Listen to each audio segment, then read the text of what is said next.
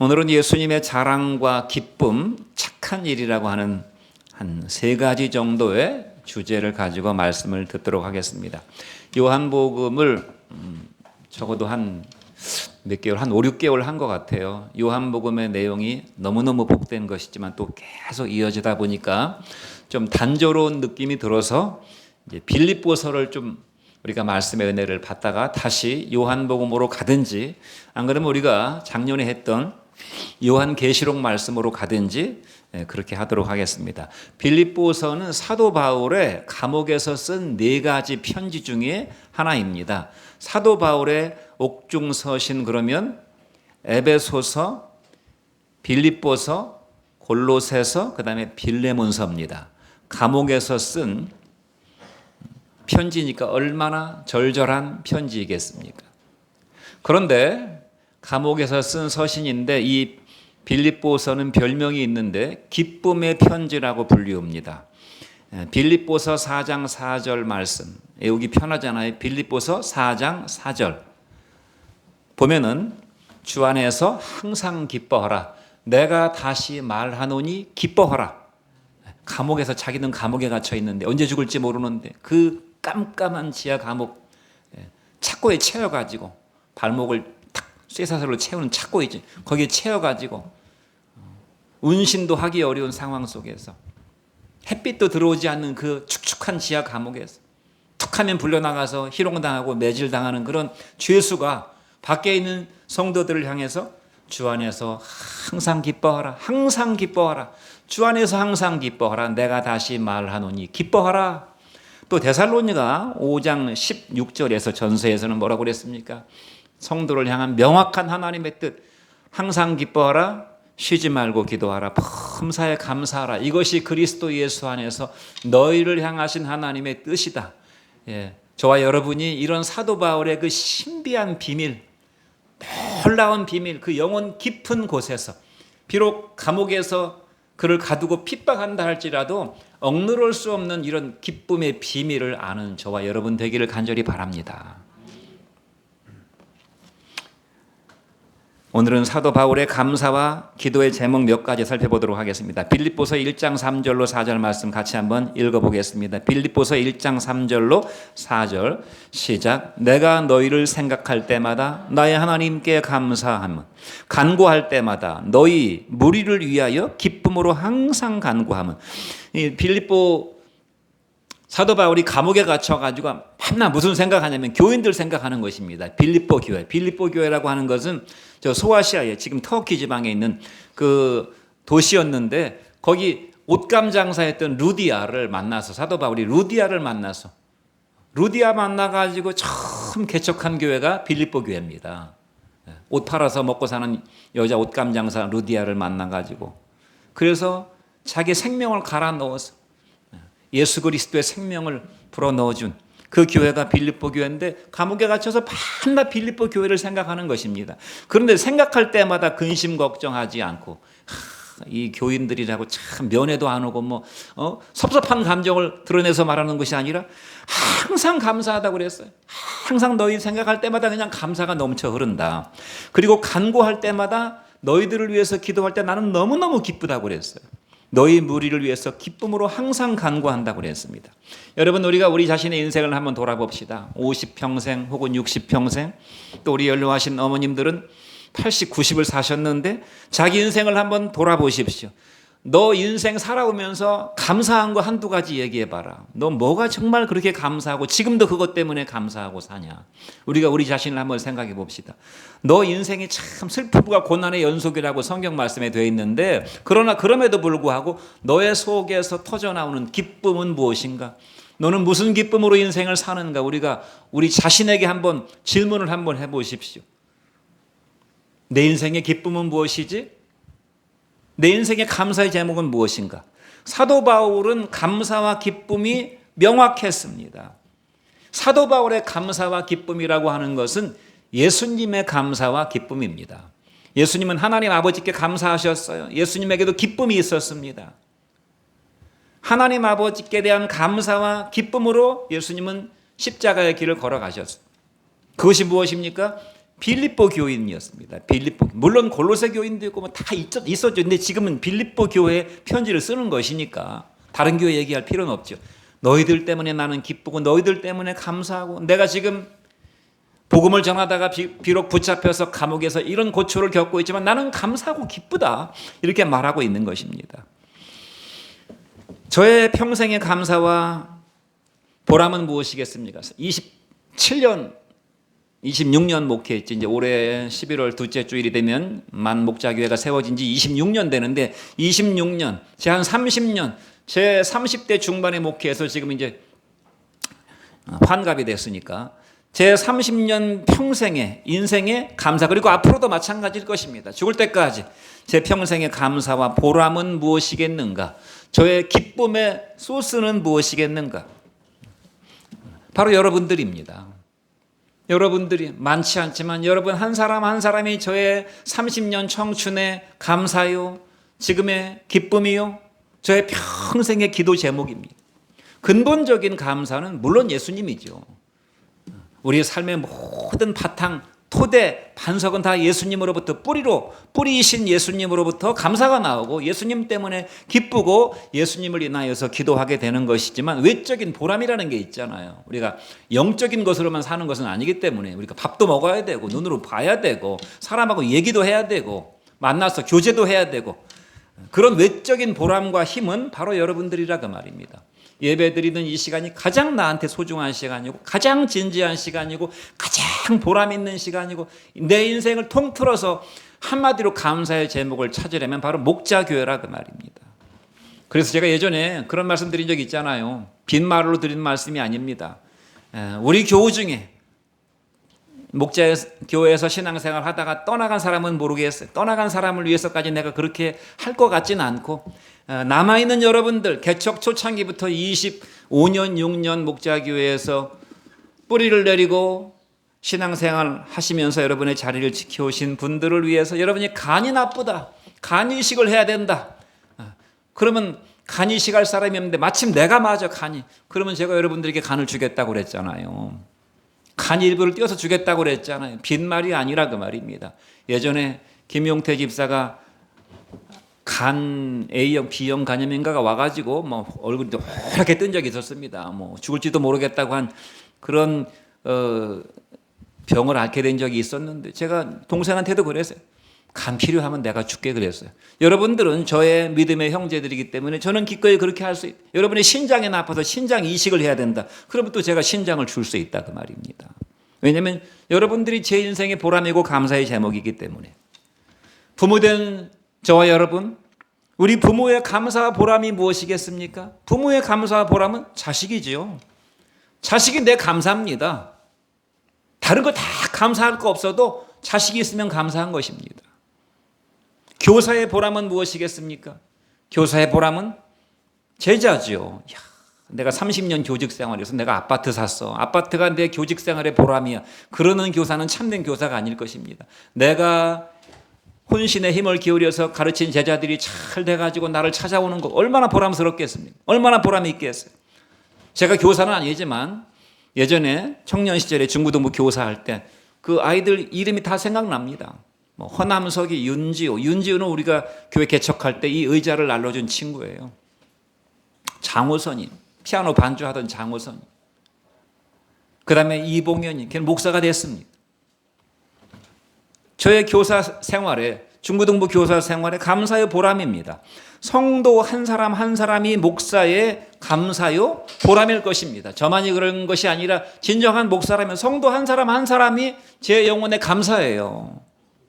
예수님의 자랑은 바로 저와 여러분입니다. 사도 바울이 나는 너희를 생각할 때마다 너무너무 감사하다. 내가 너희를 위해서 기도할 때마다 기도는 힘들지만 기쁨으로 기도한다. 이렇게 말한 것은 바로 예수님이 우리를 감사히 여기시고 저와 여러분을 기뻐하시는 것인 줄로 믿습니다. 여러분 요한복음 10장 14절 말씀을 같이 한번 읽어보겠습니다. 10장 14절로 15절 시작. 나는 선한 목자라. 나는 내 양을 알고 양도 나를 아는 것이 아버지께서 나를 아시고 내가 아버지를 아는 것 같으니 나는 양을 위해서 목숨을 버리노라. 예수님께서 나는 선한 목자라. 나는 내 양을 알고 양도 나를 아는 것이 아버지께서 나를 아시고 내가 아버지를 아는 것 같으니 나는 양을 위해서 목숨을 버리노라. 기꺼이 10번이면 10번 100번이면 100번 나는 너희를 위해서 기꺼이 목숨을 버리겠다고 예수님께서 저와 여러분을 위해서 그렇게 말씀하셨습니다. 나는 선한 목자라. 나는 내 양을 알고 양도 나를 아는 것이 아버지가 나를 아시고 내가 아버지를 아는 것 같으니 나는 너희를 위해서 목숨을 버리노라. 요한복음 13장 1절 말씀은 또 뭐라고 말씀하셨는가? 그 말씀도 같이 한번 읽어보겠습니다. 시작. 6월절 전에 예수께서 자기가 세상을 떠나 아버지께로 돌아가실 때가 이른 줄 아시고 세상에 있는 자기 사람들을 사랑하시되 끝까지 사랑하시니라. 마지막 최후의 만찬을 드시고 이제 십자가를 붙잡히셔서 고난을 당하시고 십자가를 짊어지시러 올라가시기 직전에 마지막 자리에서 이렇게 말씀하신 것이에요. 6월절 전에 예수께서 자기가 세상을 떠나 아버지께로 돌아가실 때가 죽음이 임박한 것을 아시고 세상에 있는 자기 사람들을 사랑하시되 끝까지 사랑하셨다고 그랬어요. 더욱 사랑하셨다 그 말입니다. 이제 내일 죽으러 떠나야 되는, 내일 죽게 되는 엄마가, 아버지가 마지막 저녁상을 차려주고 자식들이 밥 먹는 것을 보면서 끝까지 사랑하는 그런 심정으로 저와 여러분을 사랑하셨다는 것이 마지막 최후의 만찬을 드시면서 제자들에게 하신 말씀, 끝까지 사랑하신 이 말씀을 들을 때 마음에 뭔가 심령이 강하게 쿵하게 울려오는 심쿵하는 사람은 복 있는 자입니다. 저는 이 말씀 읽을 때마다, 이 말씀 들을 때마다 세상에 있는 자기 사람들을 사랑하시되 끝까지 사랑하신 예수님이 바로 나를 사랑하셨구나. 내가 얼마나 주님에게 귀한 존재이길래. 여러분, 우리 인생의 가치가 얼마이겠습니까? 여러분의 인생의 가치를 값으로 매긴다면 얼마로 매길 수가 있겠습니까? 대학을 졸업하고 이제 직장 생활을 해야 되는 사람이 내 정도 실력이면, 내 정도 능력이면 평균 연봉 한 30년 직장 생활하는데 평균 연봉 한 7, 8천 원 받지 않을까? 7, 8천을 따져보니까 30년 직장 생활을 하면 한 20억쯤 됩니다. 그리고 또 남은 여생 또 살아갈 기간이 있겠죠. 야, 네 인생, 네가 앞으로 인생 한 7, 80년, 한 50년, 60년 산다면 값으로 한 50억 원 정도 가치가 있겠는가? 50억 원 줄 테니까 너 그만 살고 이제 죽어라. 그러면 좋아야 하고 50억 원 받고 50억 원 남기고 죽을 사람이 있겠습니까? 여러분의 인생의 막 청춘의 시기에 너 용 쓰고 너 인생 평생 직장 생활하면서 울고불고 돈 벌어봐야 100억밖에 못 벌어. 100억 줄 테니까 너 그만 살고 죽어라. 그러면 죽을 사람이 있겠냐 그 말이에요. 인생의 가치를 어찌 돈으로 환산할 수 있겠습니까? 우리 인생의 가치는 측정할 수 없어요. 그러므로 한 영혼이 천하보다 귀하다고 말씀하셨어요. 그래서 예수님이 우리를 위해서 십자가에 자기 목숨을 내어주신 것입니다. 우리의 가치가 주님 보실 때, 하나님께서 보실 때 우리의 가치가 자기 목숨의 가치하고 똑같다고 생각하셔서 죽으신 것이에요. 그래서 예수님이 우리를 보실 때마다 감사하시는 것입니다. 사도 바울이 우리를 볼 때마다, 빌립보 교인들을 생각할 때마다 비록 자기는 감옥에 갇혀 있지만 너무너무 감사한 것이에요. 예수님께서 스스로 생각하시길 나를 죽여서 네 영혼을 구원하였으니 나는 감사하다. 그래서 예수님은 10번이고 100번이고 우리를 위해서 기꺼이 죽으시는 것입니다. 우리가 죄를 한 번 짓고 안 짓습니까? 예수님 믿은 이후로 내가 그동안에 충분히 죄를 지었으니까 이제 사람이라면 더 이상 염치가 없으니까 죄를 지으면 안 되지. 그리고 죄를 안 짓는가 그 말이. 예수 믿은 이후로도 우리는 무수히 많은 죄를 짓습니다. 입으로 범죄하고 눈으로 범죄하고 마음으로 범죄하고 행실로 범죄하고 그러나 그럼에도 불구하고 예수님은 기꺼이 우리가 회개할 때 10번이고 100번이고 다시 우리를 위해서 십자가의 못을 박히시는 그런 분이시라고. 그러니까 예수님께서 우리를 보실 때 얼마나 우리가 당신의 감사의 제목이시며 기쁨이시며 자랑이시겠습니까? 예수님도 이 땅에 육체를 입으시고 오셔서 사람으로 33년의 생애를 사셨잖아요. 33년의 이 땅에서의 육체를 입으시고 사신 그 생애의 보람과 감사와 기쁨은 바로 저와 여러분들이라 그 말입니다. 그러므로 우리가 얼마나 귀한 사람입니까? 이렇게 귀한 사람인데 우리가 값없이 인생을 살아서야 되겠는가 그 말이에요. 여러분, 하나님께서 우리 인생을 창조하신 후에 창조의 소감이 무엇이었습니까? 하나님이 우리를 지으시고 심히 기뻐하셨다고 창세기 1장 31절에 말씀했는데, 창세기 1장 31절은 하나님이 우리를 지으시고 보시기에 심히 좋았다고 산문체로 썼지만 사실은 감탄적인, 감격적인 시입니다. 보라 얼마나 좋은가. 하나님이 보라 얼마나 자기가 자기의 형상을 닮은 사람을 지으시고 자기가 감격해서 기뻐하시는 그러한 모습을 볼 수가 있어요. 그러니까 너무너무 좋다 이 말입니다. 하나님이 우리를 볼 때 나는 너무 좋다, 너를 볼 때마다. 그래서 하박국서에서는 뭐라고 말씀했어요? 나는 너를 인하여 기쁨을 이길 수가 없다고 그랬어요. 하나님이 우리를 인하여 그 기쁨을 이기지 못한다고 그랬어요. 우리가 세상에 너무너무 기쁜 일이 있을 때 그 기쁨을 주체할 수가 없어서 눈물이 나오잖아요. 주체할 수 없는 기쁨을 하나님은 저와 여러분들을 보시면서 말씀하십니다. 여러분 요한복음 6장 21절 말씀도 같이 한번 읽어보겠습니다. 요한복음 6장 21절 시작. 여자가 해산하게 되면 그때가 이르렀으므로 근심하나 아기를 낳으면 세상에 사람 난 기쁨을 인하여 그 고통을 다시 기억하지 아니하느니라. 여자가 해산하게 되면 그때가 이르렀으므로 근심하나 아기를 낳으면 세상에 사람 난 기쁨을 인해서 그 고통을 다시 기억하지 않는다는 것이에요. 실제로 그렇습니까? 우리 어머니 되신 분들, 여자가 해산하게 되면 그때가 이르렀으면 해산이 임박해 오니까 마음에 근심이 온다 그 말이에요. 왜냐하면 사람들이 말하기를 이 세상에서 맛볼 수 있는 가장 고통스러운 고통이 산고라고, 산통이라고 그러더라고. 그러니까 그 산통이 다가오니까 근심하나 아기를 낳고 나면 사람 난 기쁨을 인해서 그 고통을 싹 잊어버린다는 것입니다. 그러므로 어미의 기쁨은 당연히 자식이지요. 자기 아이지요. 그래서 평생 자식을 위해 사는 것입니다. 왜 그렇습니까? 그냥 얻은 자식이 아니거든요. 산고의 고통을 통해서, 죽음 같은 고통을 통해서 얻은 자식이기 때문에. 그렇지 않아도 귀하지만 산고를 통해서 얻었다 그 말입니다. 만약에 어떤 여인이 돈 주고 한 1억 주고 자식을 사는 것이라면 자식이 그렇게 귀하겠습니까? 그냥 공장에서 물건 찍어내듯이 내가 맘만 먹으면 자식을 뚝딱 만들 수 있으면 자식이 그렇게 귀하겠냐 그 말이에요. 자기 생명을 주고 얻은 자식입니다.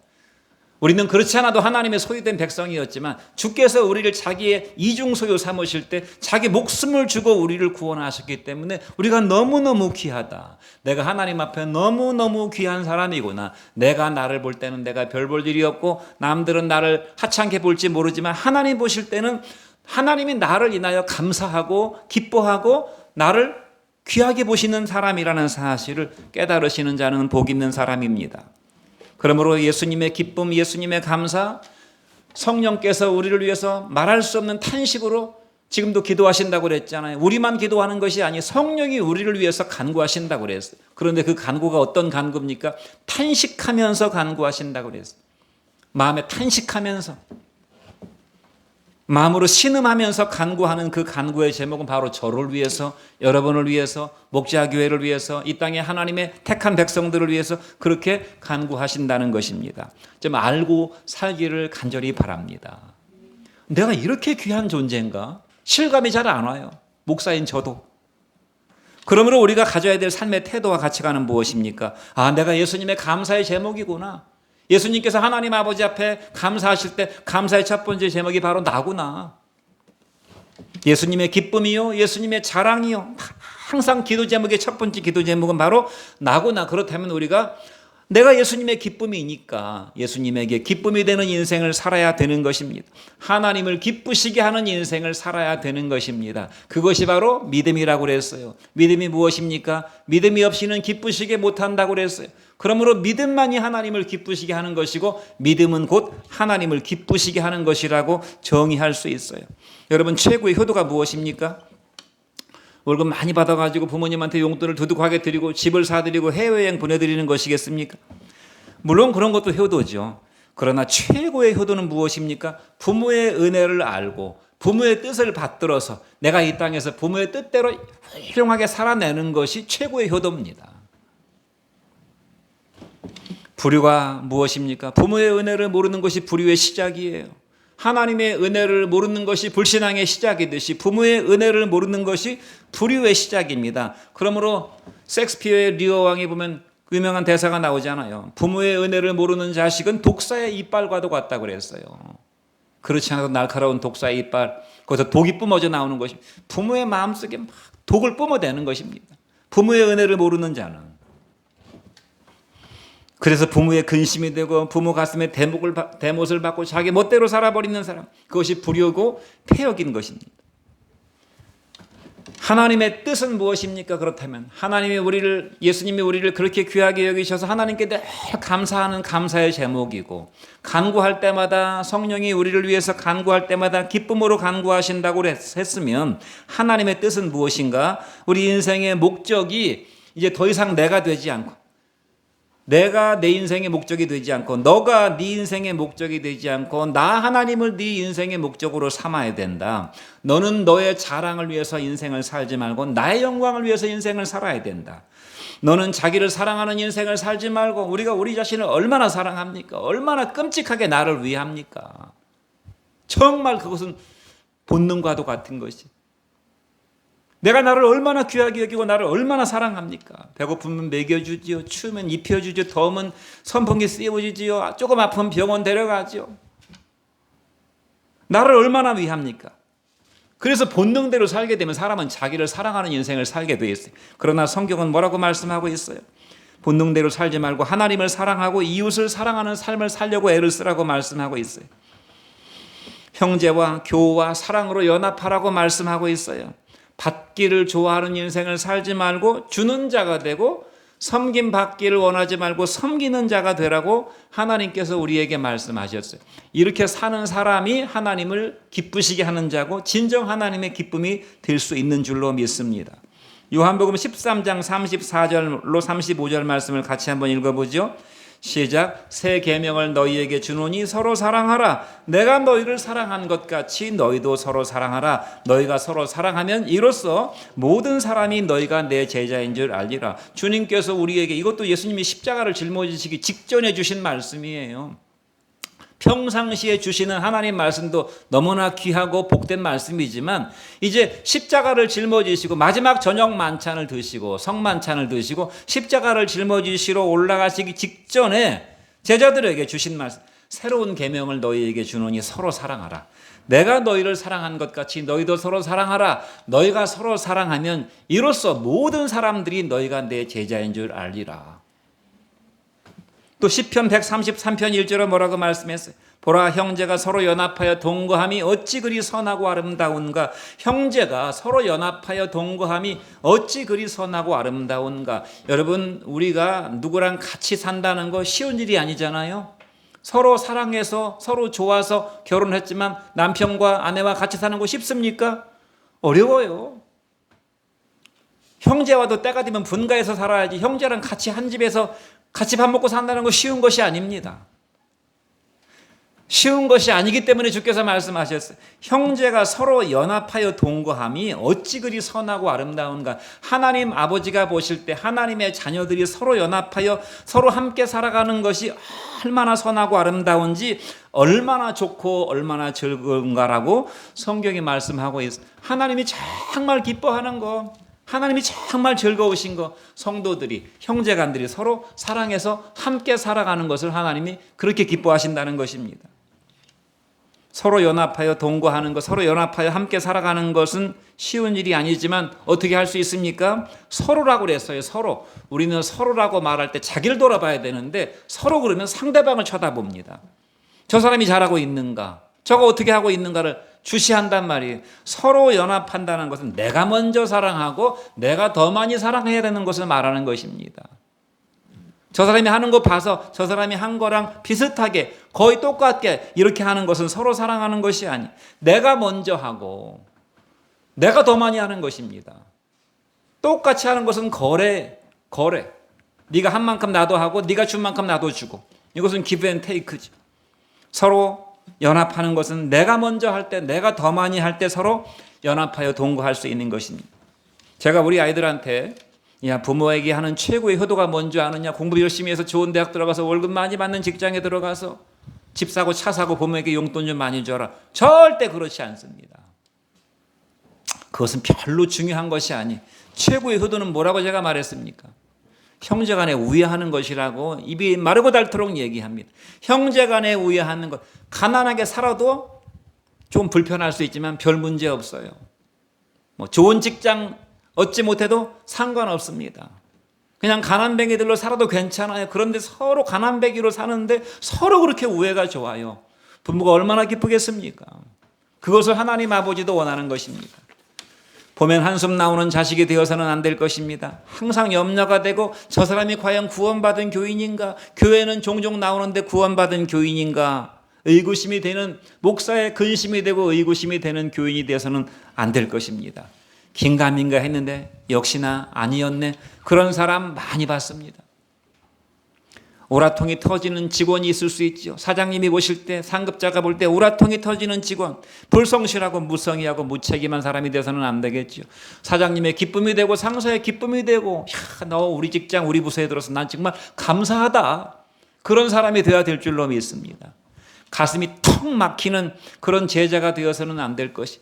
3년 반 동안 예수님께서 항상 데리고 다니시면서 그들의 모든 허물과 죄를 감당해 주시고 그들의 인생을 복되게 하시려고 3년 반 동안 같이 다녔는데 막판에 돈 앞에서 예수님을 배반해버리는 가룟유다 같은 사람. 돈 앞에서 막판에 배반해버리는 것이에요. 예수님 등에 칼을 꽂는 것이. 결국은 돈이었구나 너. 결국은 너의 영광이었구나. 결국은 네 자존심이었구나. 그런 사람이 되어서는 안 될 것입니다. 불행한 사람은 주님의 말씀을 매번 들으면서도 자기 생각과 가치관을 고집하는 사람입니다. 그럴 수 있습니다. 얼마든지 그럴 수가 있어요. 매주 와서 하나님 말씀을 들어요. 그런데 삶에서는 자기 생각과 자기 가치관을 고집해서 그것대로 살아가는 사람입니다. 길 대신 주님을 따르지 않고 마이웨이로 자기 길로 가버리는 사람, 자기 스타일로 살아버리는 사람입니다. 개성이라는 이름으로, 자유라는 이름으로, 자기 권리라는 이름으로 그렇게 살아가는 사람들이 얼마나 많은지 몰라요. 자기 인생의 아성을 쌓아놓고 그 안에서 자기가 왕이 되어 사는 사람입니다. 참되신 보화, 예수님을 옆에 두고도 참되신 보화를 옆에 두고도 세상 재물의 종로로 타며 사는 사람입니다. 가장 신뢰해야 될 주님을 배신하고 거짓의 아비요 우주 최대 사기꾼인 마귀의 감언 이설에 속아 넘어가는 사람입니다. 금요일날 김효진 사모랑 기도하고 여기 던킨도너츠 횡단보도를 건너가는데 거기에서 말쑥하게 차려입은 숙녀분이, 여자분이 하나님 어머니 아세요? 이렇게 물어보는 것입니다. 하나님 어머니. 하나님의 교회는 마른 교회인데 그리고 하나님인데 하나님 어머니를 모십니다. 우리는 하나님 아버지를 모시는. 하나님이 부부입니까? 하나님 아버지도 있고 어머니도 있게. 하나님 어머니를 아십니까? 그래서 그냥 뒤도 안 돌아보고 갔는데 또 집 근처에 가니까 풍산역 근처에서 또 그 옛날에 몰몬교 선교사들이 양복 입고 전도하잖아요. 양복을 마수하게 차려입은 젊은이 2명이 또 하나님 어머니를 또 아시냐고 또 물어보는 거예요. 그게 참 너무너무 안타까웠어요.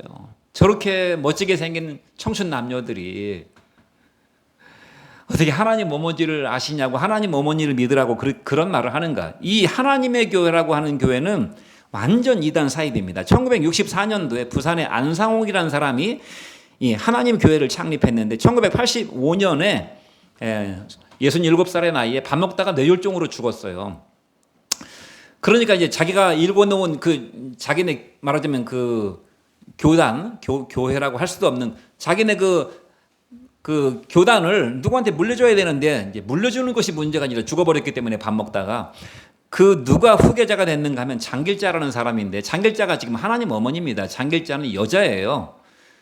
그러니까 하나님 이제 어머니라고 해야 되죠. 그 사람을 교주로 모셔야 되니까. 이 사람은 1983년 그러니까 안상홍이라는 교주가 죽기 2년 전에 안상홍과 비밀 결혼을 한 사람입니다. 그러니까 내연 관계였어요. 이 사람이 안상홍이 죽은 이후에 장길자가 이제 하나님 교회 어머니가 된 것입니다. 우리가 생각하면 너무나 얼토당토 않잖아요. 기가 막히잖아요. 그런데 마귀의 감언 이설에 속아서 전도가 양양한 청춘 남녀들이 양복을 말쑥하게 차려입고 하나님 어머니를 아시냐고 그런 헛소리를 하고 있는 것입니다. 그런데 우리는 하나님 아버지를 바로 알아서, 하나님 아버지라는 말은 하나님 어머니를 전제한 말이 아니에요. 하나님 아버지는 주권자를 가리키는 것입니다. 가정의 주권자, 가정의 머리가 아버지인 것처럼 이 세상, 이 우주의 주권자이신 하나님 아버지, 우리에게 아버지의 사랑을 쏟아 부어주시는, 우리의 모든 것을 책임지시는 하나님 아버지라고 우리가 부르는 것입니다. 성별을 가리켜서 하나님 아버지라고 부르는 것이 아니에요. 사랑하는 성도 여러분, 믿음은 자기 자신을 돌아보는 것입니다. 나는 나를 돌아보고 여러분은 여러분을 돌아봐야 됩니다. 돌아봐야 됩니다. 뭘 돌아봐야 됩니까? 나는 예수님의 감사의 제목인가? 내가 너를 위해서 십자가에서 몸짓고 피 흘려서 살찌져서 내가 너를 위해서 죽은 것이 나는 너무너무 감사하다. 그런 감사의 제목이 돼야 될 것입니다. 내가 너를 위해서 이 땅에 죄인처럼 육신을 입고 와가지고 그 모진 멸시와 순환을 당하고 십자가에서 몸을 찢어 죽었는데 내가 너를 위해서 죽은 것이 정말 감사가 아니구나. 그런 사람이라면 어떻게 되겠습니까? 산고의 고통을 통해서 자식을 낳았는데 자식을 생각할 때마다 감사한 것이 아니라 근심덩어리라면 어떻게 되겠습니까? 내가 하나님의 보람이고 내가 예수님의 보람이고 기쁨인가? 내가 목사님의 자랑이고 감사고 기쁨의 제목인가? 내가 우리 부모님의 감사의 제목인가? 내가 이 목자 교회의 자랑이고 감사고 기쁨인가? 그걸 안다면 거기에 부합하는 인생을 살아야 될 줄로 믿습니다. 두 번째, 빌립보서 1장 5절로 6절 말씀 같이 한번 읽어보겠습니다.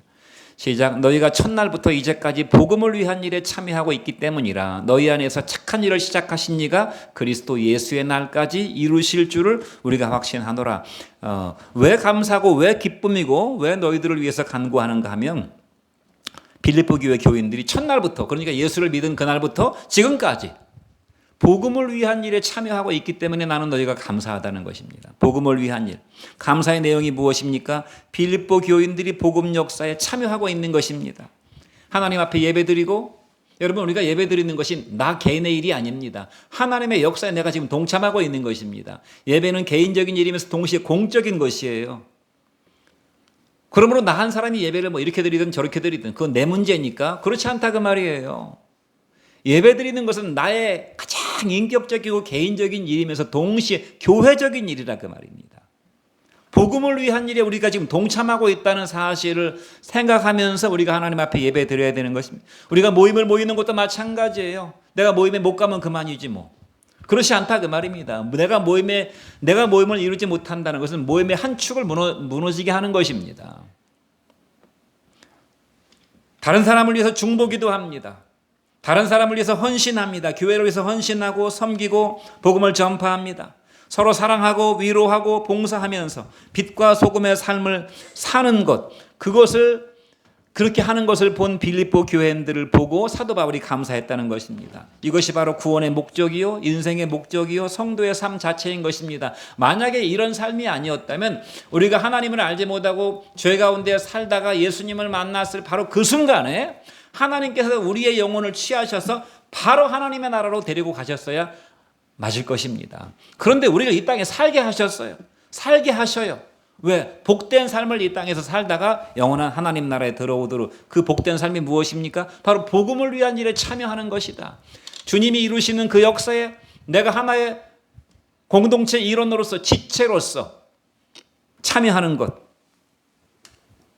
디도서 2장 14절 말씀도 같이 한번 읽어보죠.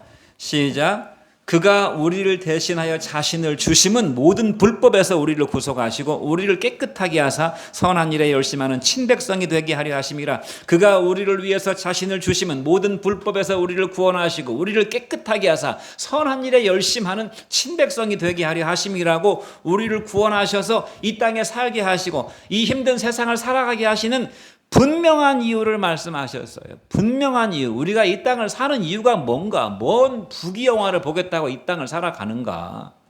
얼마나 더 잘 먹고 잘 살려고 이 땅을 살아가는가? 얼마나 더 자기를 자랑하면서 인생을 살려고 이 땅에서 살게 하셨겠는가? 그렇지 않다 그 말. 모든 불법으로부터 우리를 구원하시고 우리를 깨끗하게 하셔서 선한 일에 열심을 내는 자기의 친백성이 되게 하려 하시려고 우리를 구원하셨다는 것입니다. 모든 인생은 심고 거두는 인생입니다. 갈라디아서 6장 7절로 8절 말씀 같이 한번 읽어보죠. 시작. 스스로 속이지 말라. 하나님은 만물이 여김을 받지 아니하시나니 사람이 무엇으로 심든지 그대로 거두리라. 자기 육체를 위해서 심는 자는 육체로부터 썩어질 것을 거두고 성령을 위해서 심는 자는 성령으로부터 영생을 거두리라. 스스로 속이지, 사람이 얼마나 자기 자신에게 속아 넘어가는지 몰라요. 우리가 뭘 하겠다고 마음을 굳게 먹다가 나중에 어떤 상황이 되면 안 하잖아요. 착하고 선하게 살겠다고 마음 먹었다가 악에 빠지는 경우가 많잖아요. 다짐하고 결심했다가 그거 이루지 못하는 경우가 많잖아요. 내일 해야지. 내일 합니까? 안 하는 경우가 얼마나 많습니까? 나중에 해야지. 안 하는 경우가 얼마나 많아요. 자기가 자기에게 속아 넘어가는 인생을 살지 말라는 것입니다. 어떤 사람은 자기가 굉장히 착한 사람인 줄 알고 스스로 자기를 기만하는 인생을 삽니다. 하나님 없이도 자기 능력으로 얼마든지 보람되고 가치 있는 인생을 살 수 있다고 자기가 자기 자신을 속이면서 속아 넘어가는 인생을 산다 그 말입니다. 주님은 뭐라고 말씀하셨어요? 너희가 나를 떠나서는 아무것도 못한다고 그랬어요. 그러면 그 말씀이 진리인 것입니다. 아닌데, 꼭 그런 건 아닌데 자기가 자기 자신에게 속아 넘어가는 것이라는 거죠. 너희가 나를 떠나서는 아무것도 스스로 할 수 없다고 주님은 말씀하셨어요. 하나님은 만물이 여김을 받지 아니하시나니 만만히 여기시고 홀대 받으시는 분이 아니라 그 말입니다. 사람은 무엇으로 심든지 자기가 심은 대로 거두게 될 것이다. 자기 육체를 위해서 심는 사람은 그 육체로부터 썩어질 것만을 거두게 될 것이고 성령을 위해서 심는 사람은 영생을 거두게 될 것이라고 말씀했어요. 인생은 투자의 법칙을 따릅니다. 심고 거두는 법칙에 예외가 없다 그 말입니다. 인생은 월급쟁이가 아니라 오너입니다. 여러분은 여러분 각자의 월급쟁이가 아니라 여러분 인생의 주인이고 오너고 책임져야 되는 것입니다. 내가 뿌린 씨앗 그대로 내가 가꾼 땀 흘려 가꾼 그 수고 그대로 열매를 거두게 될 것이. 어제 우리 이삭이가 우리 장모님 모시고 점심 먹으러 갔는데 장사가 잘 되는 집이에요. 어마어마하게 잘 되는 집인데 오면서 그런 얘기를 합니다. 그런데 장사하는 사람들은, 사업하는 사람들은 별로 안 좋은 것 같다는 거예요. 쉴 수가 없다는 거예요. 현축일인데도 나와서 일하지 않냐는 것이에요. 그냥 월급쟁이들은 그냥 출근해가지고 퇴근할 때까지 그때만 일하고 월급을 따박따박 받는데 장사하는 사람들은 자기가 책임져야 되니까 쉽지 않다는 것이. 그 말이 맞죠. 장사하는 사람은 자기 인생을 다 투자하는 것입니다. 퇴근 시간이 따로 없어요. 휴일도 가서 일을 해야 될 때는 일해야 되는 것입니다. 자기가 책임져야 되는 것이. 그냥 적당히 하고 퇴근 시간 끝나면 집에 가가지고 월급 때가 되면 월급 받는 것이 아니라 그 월급을 한 푼도 못 받을 수도 있어요. 인생은 바로 월급쟁이가 아니라 자기가 오너라 그 말이에요. 그래서 하나님이 우리 인생을 기업이라고 말씀하신 것입니다. 네가 네 인생을 잘 경영해라. 경영자는 바로 너다. 네가 책임져야 되고 네가 씨를 심은 대로 네가 땀 흘린 대로 거두게 될 것이다. 뿌린 대로 거두는 것입니다. 책임자 의식을 가져야 되는 것입니다. 내 인생을 누가 책임져 주겠어요? 누가 내 인생에 월급을 주겠습니까? 내가 수고한 대로 내가 땀 흘린 대로 거두게 될 것이다. 혹시 요행이나 재수를 바라는 자는 어리석은 자입니다. 대충 적당히 살고 월급 받는 사람이 되어서는 안 된다는 말입니다. 대충 적당히 살고서 영생을 기대하는 자, 천국이 있다면 자신 같은 사람이 갈 수 있을 것이라고 생각하는 자는 스스로에게 속는 자예요. 여러분 천국을 가기 위해서 애쓰고 힘썼습니까? 애쓰고 힘쓰고 있습니까? 우리가 월급 받기 위해서도 비록 출퇴근 시간 그 안에서 일하는 것이지만 그래도 그 나름대로 열심히 일을 해야 되잖아요. 영원한 생명을 얻는데 그만한 투자를 하고 있는가 하는 말입니다. 오직 은혜, 오직 하나님의 긍휼, 오직 하나님 앞에 감사함으로 충성하는 자만이 성령으로부터 영생의 열매를 거두게 될 것입니다. 인생은 딱 두 부류입니다. 육체를 위해서 심는 사람이 있고 성령을 위해서 자기 육신을 위해서 열심히 평생 심는 그야말로 육체만을 위한 인생을 사는 인생이 있고 것을 넘어서서 영원한 하나님 나라를 위해서 성령이신 하나님을 위해서 심는 사람이 있다고 성경이 분명히 말씀했어요. 심은 것이 없는 사람은 거둘 것이 없을 것이고 아무리 열심히 살았다고 해도 자기의 육체만을 위해서 이 땅의 가치만을 위해 살았다면 육체로부터 썩어질 것만을 거두게 될 것이다. 뭐만을 거두게 됩니까? 이 썩을 자기 육체. 이것도 짐이에요. 이마저도 누군가가 이 육체를 치워줘야 되는 것입니다. 육체만을 위해서 그렇게 아둥바둥 살았는데 나중에 마지막 최종적인 열매는 이 썩을 육체라 그 말이에요. 내세 가져갈 것이 없는 헛된 인생을 살게 될 것입니다. 그는 바깥 어둠과 죽음의 세계에 던져져서 슬피 울며 영원히 후회의 이빨을 가는 지옥을 경험하게 될 것입니다. 그러나 주님과 복음을 위해서 신경 쓰고 땀 흘리고 눈물 흘리고 투자한 사람은 성령으로부터 영생을 거두게 될 것입니다. 나는 어떤 씨앗을 심고 가꾸는 인생입니까? 여러분 20년을 살았습니까? 청년 여러분들, 내가 이때까지 무엇을 위해서 인생에 씨를 뿌렸는가 한번 생각해 보세요.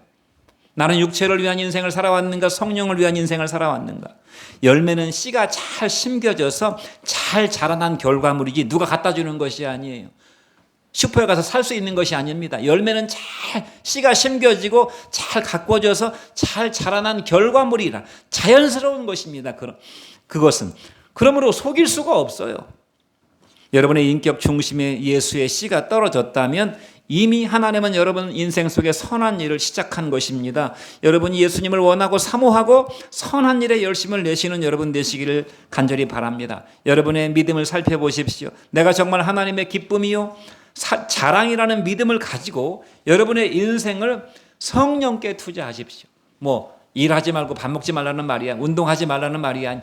여러분의 궁극적인 인생의 중심을 성령을 위해서, 하나님을 위해서 투자하라 그 말입니다. 영원한 가치를 위해서 투자하라 그 말이에요.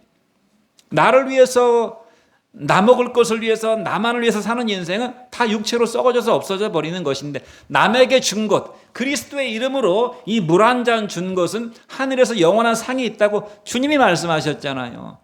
주님의 이름으로 이 주님이 주는 것입니다 하고 물 한 잔, 목마른 사람에게 물 한 잔 대접하는 그 물은요 하나님 나라에서 영원한 상급이 있다고 말씀했어요. 우리가 무슨 일을 하든지 성령에 투자하는 사람이 되어야 될 것입니다. 주님이 선한 역사에 여러분을 통해서 풍성한 열매를 맺게 해주실 것입니다.